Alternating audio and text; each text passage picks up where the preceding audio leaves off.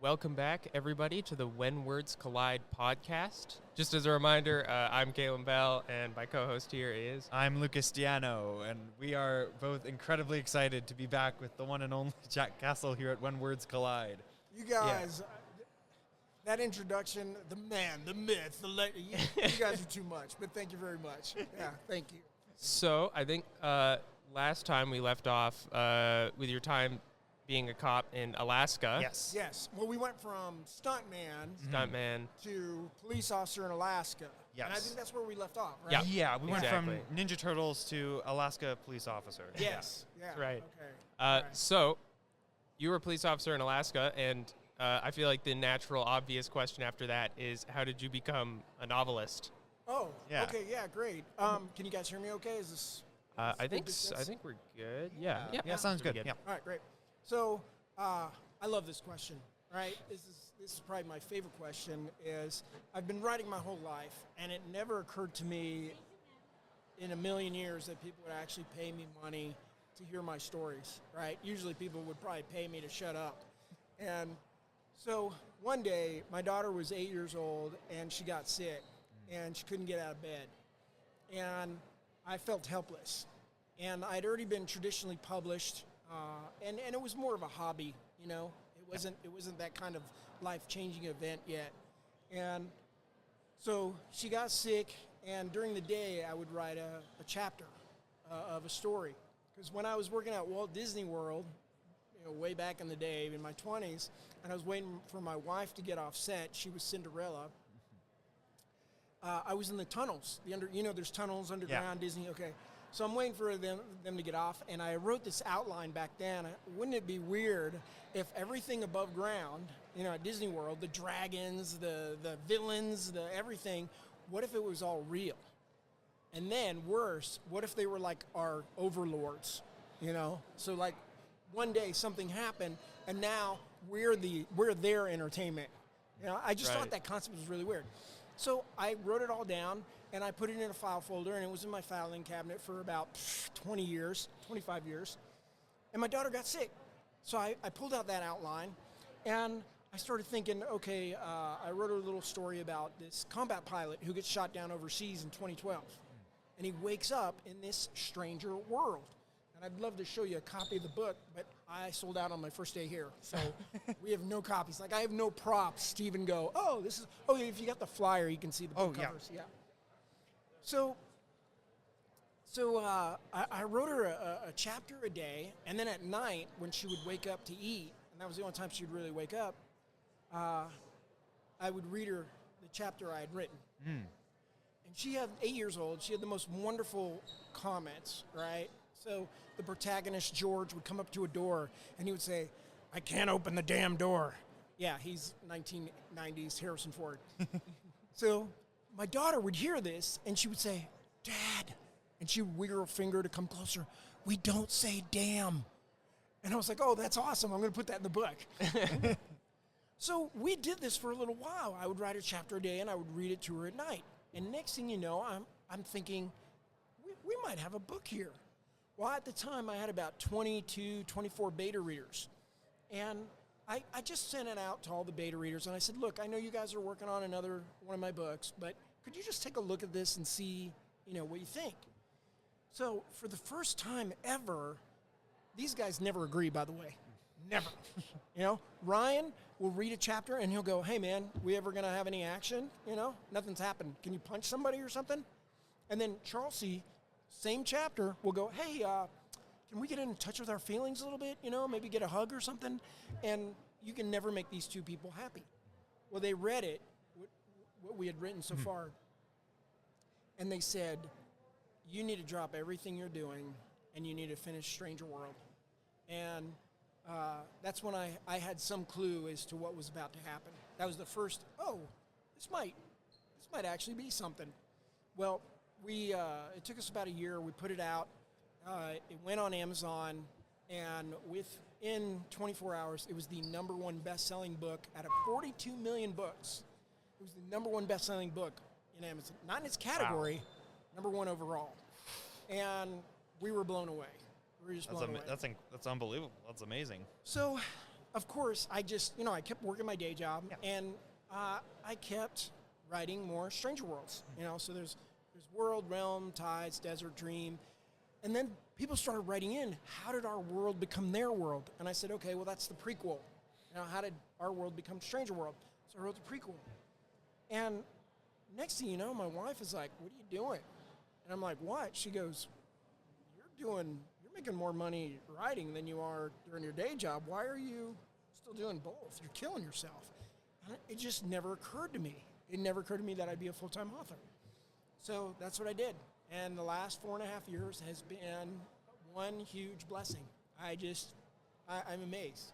Yeah. Well, that's Wow. wonderful. That's Yeah, amazing. thanks. Yeah, thank you so much. That's a remarkable It's actually kind of funny because I'm pretty sure that's how J.R.R. Tolkien wrote the first Hobbit book. Really? Yeah, he said apparently it was like a story that he was telling to his son before bed every night, and I eventually never heard this story, and I thought I've heard every story about Tolkien.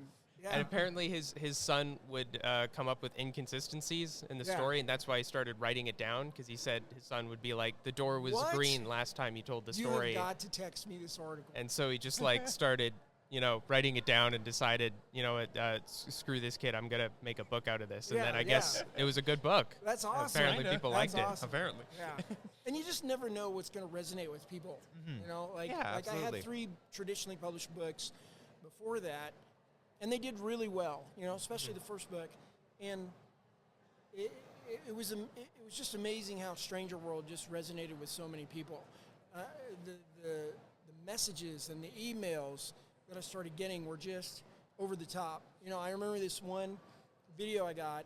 These girls, I was living in North Idaho at the time, so these girls in Florida, they turned the AC all the way down, and then they all, because it was summer, they got all in the blankets, had a slumber party, and they took Stranger World, and they just would read a chapter. They'd all read it before, and they would read a chapter, acting out the voices, and then they would pass it around.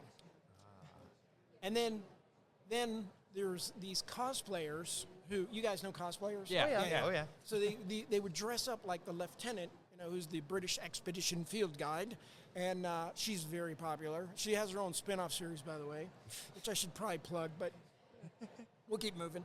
They dress up like the lieutenant, and they come to the book signings, which is crazy. And then you get these unbelievable messages from, and I just got this one. I spoke about it at the keynote last night. The night before I got on the plane, this elderly woman, her daughter, who's 42, has a terminal disease. So months ago, she wrote me to tell me, hey, my daughter really enjoyed Stranger World, the first book. Can I please get autographed copies of, the series? Of course, yeah. So I autographed the copies, and I mailed them to her. And I thought that would be the last I'd hear from her. Well, she emails me again, and she says, hey, my daughter read all 5 of your books in 1 week. And I was like, wow, that's amazing. And she goes, she's in a lot of pain. And it's nice to see her smiling again. It's nice to see her looking forward to something, the next day and having a reason to wake up. And that was unbelievable to me. So she goes, I only wish there was more. And I said, well, being the salesman that I am, I was like, well, as a matter of fact, there's a new book. It's a new spin-off series. And she goes, great, when does it come out? And I said, well, the first book is available for pre-order, and the next book doesn't come out until November 2nd. And I forget how she put it, but basically there was no way her daughter was going to make it. So you guys figured out what I did, right? Yeah. I sent her an author copy. I quickly downloaded. I said, look, this thing's going to be riddled with mistakes. It hasn't been through my copy editor. And so, the mistakes are all mine, and I appreciate if you don't share it with anybody because it is a very early draft, but I want her to have it. So she got it, she read it, and before I got on the plane,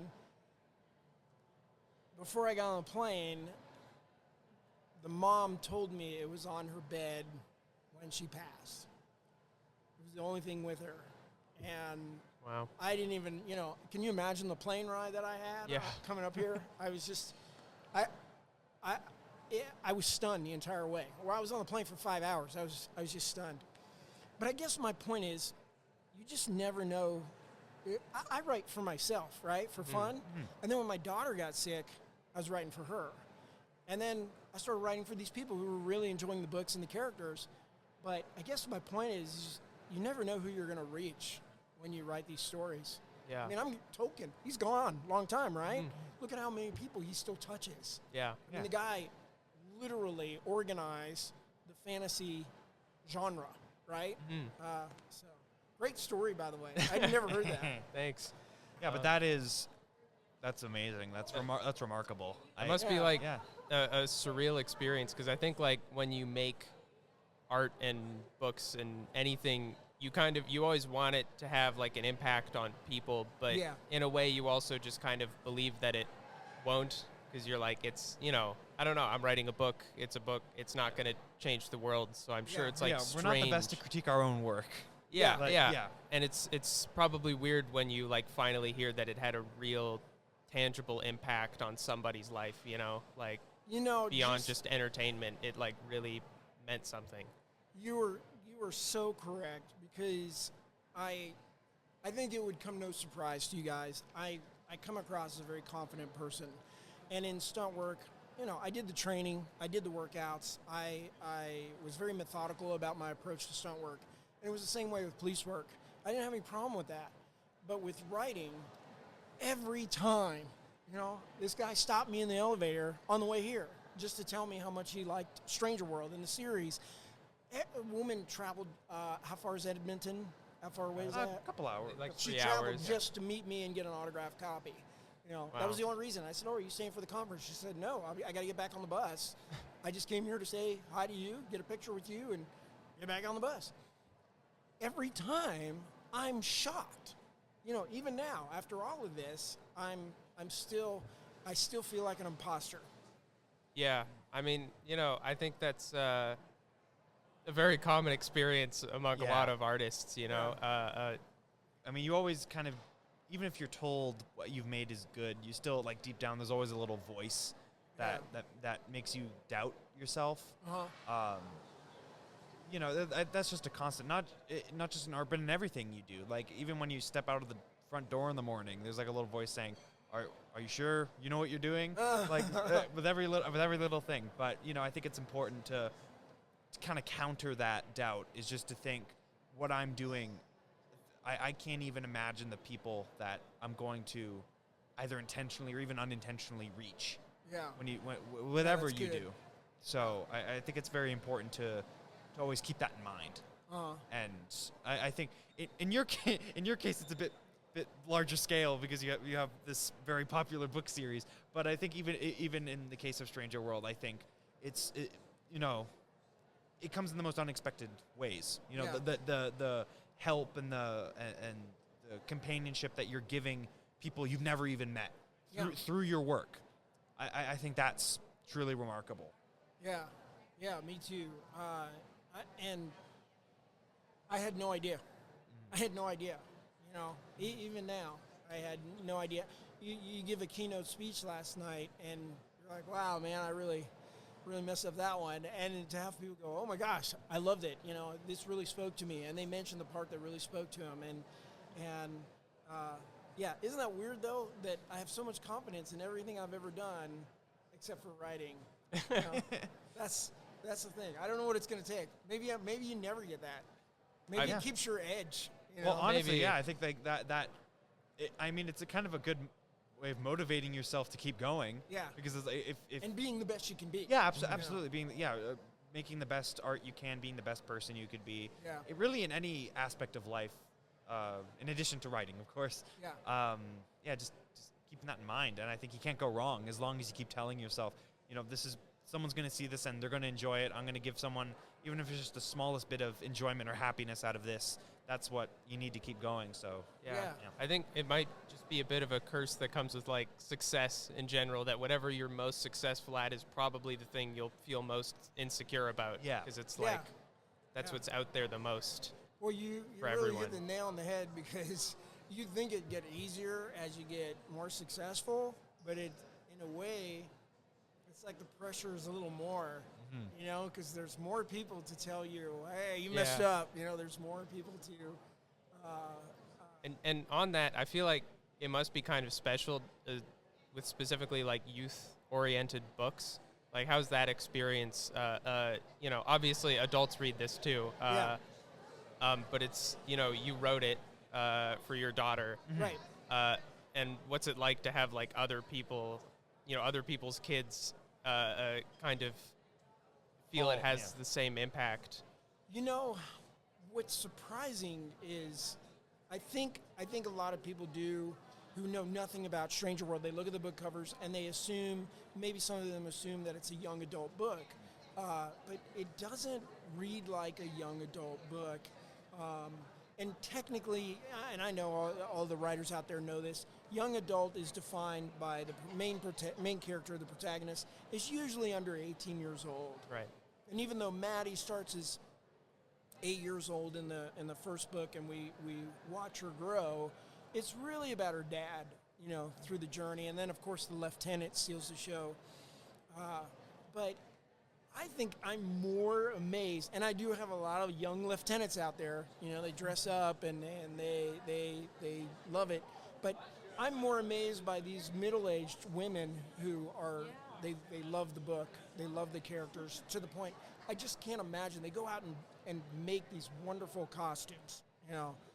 If we do part 3, I'll try and find some cosplayers. Oh yes, please. Actually, if you go on the website, jackcastlebooks.com. You can actually see a lot of the cosplayers at the Barnes & Noble book signings. Yes. So, if you we've been talking a lot about Stranger World, but if you want to really get into the meat of it, if you go to jackcastlebooks.com, there's plenty of photos that you can see of cosplayers and different pieces of art. We highly recommend you do it. It's a very good website, very in-depth website. And did you say jackcastlebooks.com? I did indeed say jackcastlebooks.com. That sounds like a really cool website. Sounds like a website I'd visit. Hopefully my publisher and my editor will get off my back. Okay, we'll just say it one more time. jackcastlebooks.com. Yeah. Did you hear that, Brian? Did you hear that, Diana? Oh. Yeah. So I think the connection between Stranger World and your time working at theme parks and such isn't lost on anybody. So I'm curious, how do you think, like, kind of seeing behind the curtain at a place like that affected writing that series? Oh. Yeah. Wow. I got goosebumps because every once in a while you get a question that you've never been asked before, and that's a good one. Oh boy, and I gotta really watch my words here, because I don't want to. You really don't want to make anyone mad at these giant theme parks, if you know what I mean. Yeah, if you say anything you regret, we can edit it out. Oh, we'll edit it out so Disney doesn't come after. I bet you guys say that to everybody. Yeah. Can you believe he bought that? He said we were going to edit it out. This is live. Yes, working behind the scenes is absolutely paramount to Stranger World. Getting to see, because they talk about in Disney training, and this is pretty well known. I don't think I'm giving away any secrets here. One of the first things they talk about in Disney training is, this story has been told every training class for the last 30 years, is these kids came to see Snow White, right? That was their dream, to see Snow White. And the girl who was playing Snow White, the door happened to open to the tunnels, and the kids got a full view of Snow White sitting on the staircase, smoking a cigarette, and she didn't have all of her costume pieces in place. So it was obviously a costume on her head, and it just killed the whole experience. Oh. And Disney World and now Universal Studios and Islands of Adventure worked very hard at separating the magic from behind the scenes. Anybody who's ever worked there, I mean, even the tunnels below Disney are very dingy and dark. They have this pneumatic system that delivers garbage, and it always smells. I think I read somewhere that they had removed that, but when I worked there, it smelled like a dumpster. But then the moment you step on stage, the moment you go up a stairwell or an elevator and you step on stage, which is the entire theme park, it's this colorful world. It's almost shocking, and it's the same for people too. you might meet Snow White on set. Well, as you can imagine, that's an actress. So the person you meet downstairs might be totally different, and talk in a completely different way. And there's so many behind-the-scenes things with corporate theme parks that have eked their way into the whole Stranger World mythos. And the thing that was shocking is that we recently moved back to Florida, and I hadn't seen these Disney friends in over 30 years. And it was really surprising how little of them had read me. And because, it's hard for people who know you to believe you're going to be any good, right? Yeah. So to have them all come up and go, oh my gosh, I read the book and I totally knew where you got this idea, and I totally know what inspired you for that idea. It was really cool. It was really cool to see them so excited about the books. So to answer your question fully, 100% yes. The theme parks had a massive influence on this series. And actually, kind of on that note, I know you also, in addition to working as a performer at different theme parks, you actually worked at crafting experiences for, was it Silverwood theme park? Yes, Silverwood theme park. So if it's okay, I got to get a bottle of water before I go to my next panel. Sure. Yeah. But that is one of my favorite topics too, because as much as I love writing Stranger World, and that's my favorite, I love crafting stories that you can actually guide people through. Yeah. And that's a theme park attraction. So if it's okay, can we talk about that? Yeah, we'll save it for part 3. Yeah, we're making this a series. Continued. All right. So Next to all of episode. you, thank you so much for listening. This has once again been the amazing Jack Castle here at When Words Collide. Thank you very much for listening, and we'll see you in the next one. Yeah. Go to Thanks, guys. jackcastlebooks.com. Yes, jackcastlebooks.com. Oh, thanks. All right.